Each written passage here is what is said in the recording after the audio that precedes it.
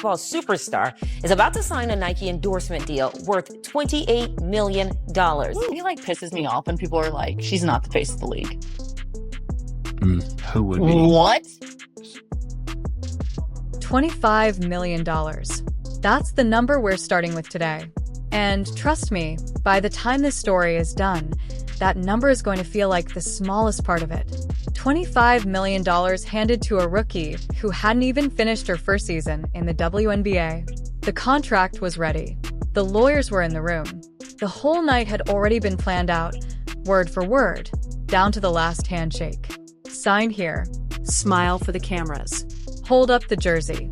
Say a few nice lines. Go home. A very rich young woman. That was the plan. Except she didn't follow it. In front of a packed room full of Nike executives, reporters, and her own teammates, this rookie did something nobody saw coming. She turned around. She looked straight at her teammate, Sophie Cunningham. And in that one moment, the whole room went dead silent. No clapping, no camera flashes, no cheering, because what happened next wasn't a shoe launch anymore. It wasn't a business deal. It was a statement. And by the time the night ended, it had changed the conversation around women's basketball in America forever. So stick around, because this is the story of a rookie who took $25 million of her own money and did something that had never happened before in professional sports.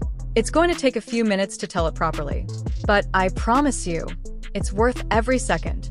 But before we get into what happened that night, we need to talk about something most casual fans don't really understand.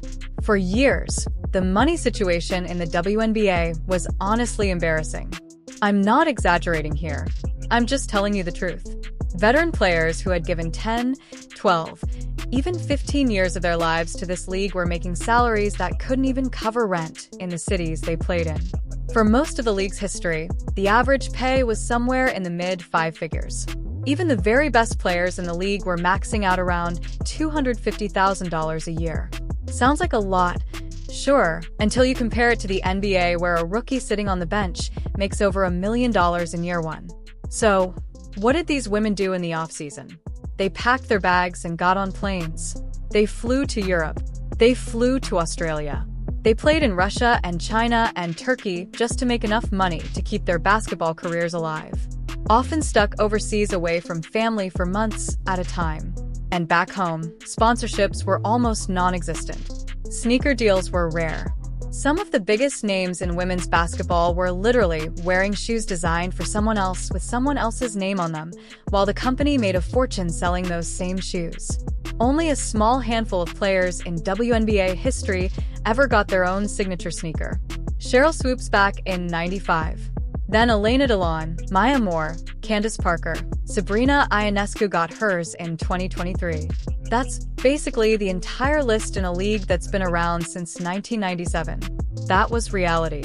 That was the state of women's professional basketball in this country. And then in the spring of 2024, a rookie named Caitlin Clark walked into that world and blew the whole thing up almost overnight. Some reports say the number was closer to 28 million over 8 years. Most outlets landed on 25 million. Either way, it didn't just beat the old WNBA record. It completely obliterated it. To give you some perspective, Sabrina Ionescu's Nike deal was the biggest in league history before this, reportedly worth 7 figures. Caitlin's deal wasn't just bigger. It was in a whole different universe. We're talking about a number so massive that grown men in the NBA started questioning their own contracts, wondering how a rookie in the WNBA just out-earned them in endorsements after 5 years in the league. Overnight, Caitlin Clark went from a college superstar to the most valuable rookie in the history of women's basketball. She wasn't just the face of the Indiana Fever anymore. She had become the face of the league's entire commercial future. In a lot of ways, she had become the face of women's sports in America. And Nike didn't do this out of kindness. Let's be clear about that. This wasn't charity. This was cold, hard business math. Nike didn't sign her because she could pull up from 35 feet. They didn't sign her because she broke every scoring record in college basketball history. They signed her because every single arena she stepped into sold out weeks in advance. They signed her because TV ratings would double, sometimes triple the moment her name showed up on the schedule. They signed her because jerseys with her number on them were flying off shelves faster than the league could restock them. And most importantly, they signed her because she pulled in an entirely new audience. Young girls and women who had never watched a single WNBA game in their lives. Think about this. 2.45 million people tuned in to watch the 2024 WNBA draft. The night Caitlin got picked first overall by Indiana. The old record was around 600,000. She doubled it before she'd even played a single professional minute. That's why the number made sense. That's why this deal became historic. Nike wasn't betting on a player. They were betting on a shift. And as we now know, they bet right. For most athletes, that's the finish line. You sign the deal, you do the press tour, you let the brand build a campaign around your face, and you ride the wave for as long as it lasts. Nobody would have blamed Caitlin Clark for doing exactly that. Nobody expected more from a rookie who is still adjusting to the league, still absorbing hits every single night on the floor. But Caitlin Clark isn't most athletes. She never has been. And this is exactly why we're telling this story, because of what she did with that money next. Instead of just cashing the check and moving on, she took the biggest financial win of her career so far and used part of it to lift somebody else up. Not with a nice speech, not with a symbolic gesture, with an actual signed contract, an actual custom pair of shoes, and an actual plan that nobody in that room saw coming until it was happening right in front of them. The event was supposed to be textbook. There was a guest list, a timeline, cue cards backstage, camera angles already mapped out. Nike had even stitched together a special jersey just for the occasion, gold thread, and everything. Play the highlight reel of her journey. Hand her the jersey on stage. Let her say a few polished lines. Snap 1,000 photos. Send everyone home happy. That was the routine. Nike had run this exact playbook 100 times before. Caitlin walked in with her usual calm energy, completely locked in, completely unbothered by the lights or the noise. If you've ever watched her during warm-ups, you know exactly what I mean. 22 years old, moving like she's been doing this for 2 decades. Standing beside her was her teammate Sophie Cunningham, who figured she was just there for support. Maybe she'd end up in a background photo. Maybe Caitlin would give her a shout-out during speech. She had no idea what was coming. Nobody in that room did. The lights dimmed. The room went quiet. A video started rolling on the big screen, tracing Caitlin's whole journey. It started back in Des Moines, Iowa, where she was already drawing crowds bigger than most college programs could fill on a good night. Then her legendary run at the University of Iowa, where she rewrote the record books completely. Then her rookie year in the league, and the footage didn't hide anything. The hard fouls, the cheap shots officials somehow missed, the commentators calling her overhyped, the trolls attacking her just for getting attention, the exhaustion of carrying an entire league's television ratings on her shoulders before she'd even fully learned her own team's playbook. But the video also showed the other side, the buzzer beaters that had arenas shaking, sold-out crowds in cities that had never sold out a WNBA game before. Little girls in the stands wearing her jersey, jaws dropped, watching her like she was a superhero come to life. It showed the moment the entire league quietly realized this wasn't a trend. This wasn't a flash in the pan. This was a permanent shift in women's basketball. When the video ended, a Nike executive walked out holding that gold-stitched jersey. Everyone leaned in. Phones came out. This was the photo moment. Caitlin took the jersey, held it, stared at it a beat longer than anyone expected. Then she turned away from the executive and the cameras and faced Sophie Cunningham directly. Her voice was steady, but every word landed heavy. "This isn't just for me," she said. "This is for every woman who shows up, fights, and protects her teammate." Silence, no clapping. Nobody knew what was happening, and she wasn't finished yet. A sleek black display case rolled out from behind the curtain. Caitlin pulled out a custom shoebox, walked it straight over to Sophie, and placed it in her hands. No posing, no turning it toward the cameras. Just handed it over direct and genuine. Sophie smiled, assuming it was a nice gift. Maybe a pair of team-colored sneakers to mark the night. On its own, that would have been sweet enough. But when she opened the box, inside were custom player-only sneakers hand-stitched in Indiana Fever colors with a phrase that had defined Sophie's entire career stitched across them. "Never give up." Sophie ran her fingers over the stitching. Then she noticed something else underneath the tissue paper. A folded contract, not Caitlyn's contract. Sophie's. Caitlyn had negotiated an entirely separate Nike endorsement deal for Sophie Cunningham as part of her own massive contract. She had sat across from Nike executives during one of the biggest business negotiations in women's sports history and told them flat out she wouldn't sign unless her teammate got a deal. 2. Let that sink in for a second, because this is not how professional sports usually works. Leverage in this business exists for one reason: to get more for yourself. That's what agents teach. That's what financial advisors recommend. That's the entire industry built for decades on looking out for number one. Caitlyn threw that rulebook out the window. She used her leverage to pull up another chair at a table that barely has enough seats to begin with. Sophie stood there in silence for what witnesses say was almost 30 seconds, just holding the box and the contract, trying to process what had just happened to her life. And that's when the room finally understood, and the silence broke into applause. Not the polite kind you get at a corporate event. The kind of applause that happens when people realize they just watched something they'll be telling their grandkids about. Now, you might be wondering why Sophie. Out of every player on that Fever roster, why her? If you're asking that, you haven't been watching Indiana Fever basketball this season. Because Sophie Cunningham is a huge reason Caitlyn survived her rookie year at all.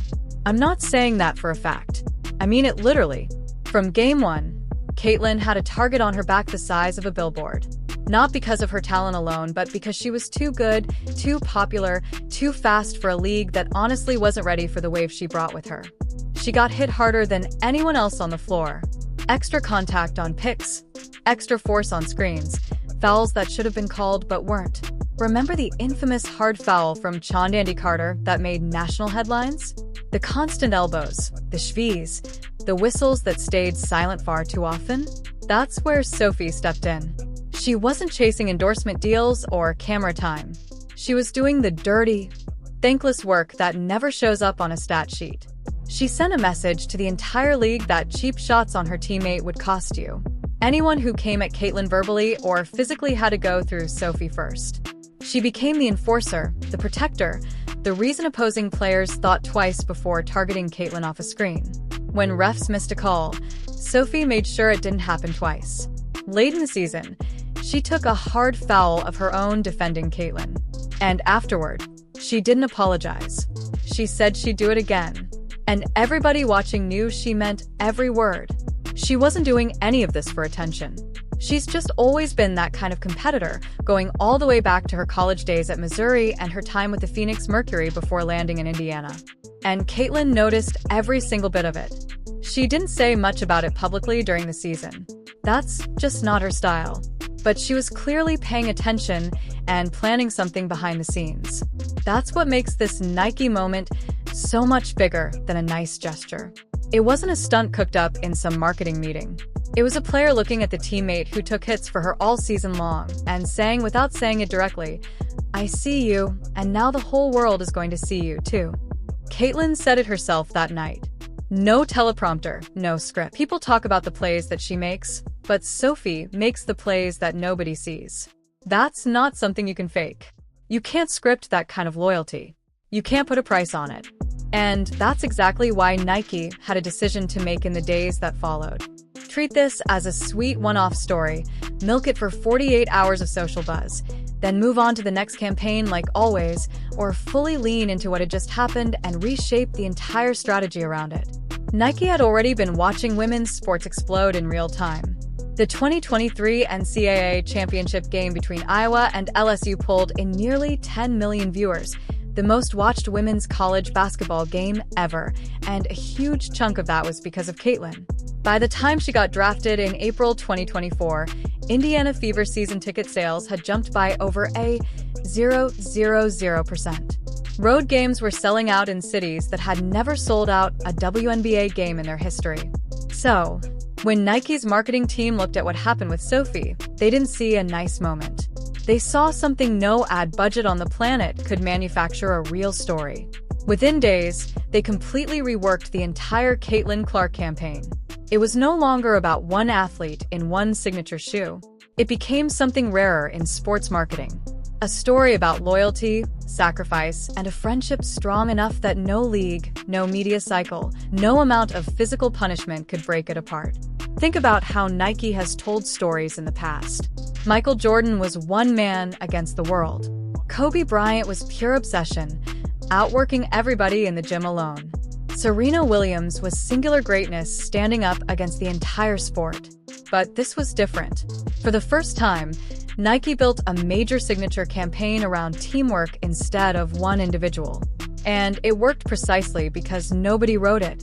It happened naturally on a stage in Indianapolis when a 22-year-old rookie made a choice no marketing team could have planned. The whole rollout basically wrote itself. Real footage from practices and game days. Quiet moments nobody usually catches on camera. Sophie stepping between Caitlin and hostile fans on the road. The two of them laughing together on the bus after a tough loss. Late nights after practice, just the two of them working on pick and roll chemistry before heading home. And when Nike finally released that co-branded merchandise, it sold out within hours. That's the story. A rookie handed $25 million. And instead of keeping every cent of the spotlight for herself, she built a bigger stage and pulled someone else up onto it with her. That's not just a business deal. That's leadership. That's what real teammates look like. If this story hit you the way it hit me, do me a favor and drop a like. And if you haven't already, hit that subscribe button so you don't miss the next one. We've got so many more stories like this one coming, and trust me, you're going to want to be here for them. See you in the next video.